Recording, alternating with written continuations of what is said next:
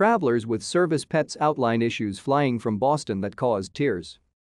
Brian Roberts is still emotional over how he says JetBlue treated him last month when he tried to board a flight from Logan to Florida with his service dog, Jimmy. The Lawrence, Massachusetts resident wears leg braces and says his dog is certified with NEADS World-Class Service Dogs, a leading nonprofit service dog training organization that's based in Massachusetts.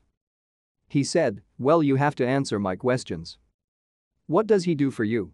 And I kept telling him it was medical and a service dog, and I gave him a letter and my ID and he threw it back at me and said, "I don't need that.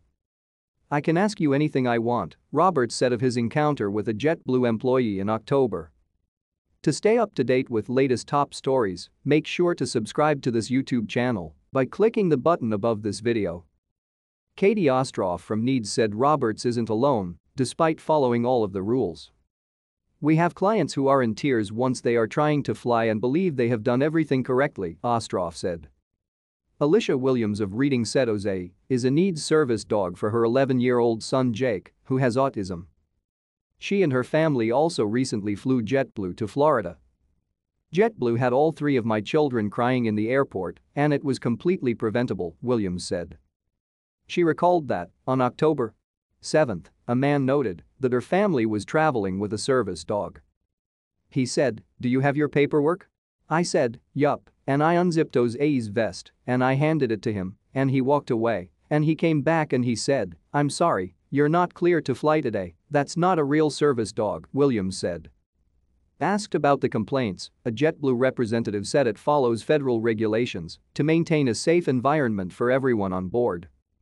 "At any time while traveling, our crew members may ask legally allowed questions and confirm the qualifications of a trained service animal. Keeping in mind eligibility determinations are always made at the airport," the airline said.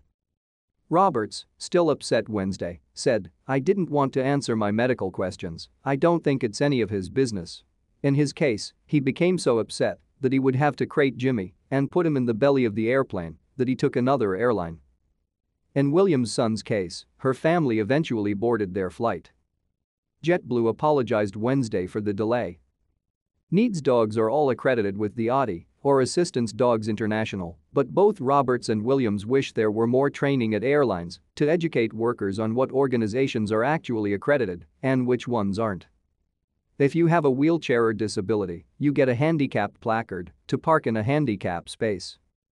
This is a piece of medical equipment and there's no way to identify whether or not it's legit, Williams said.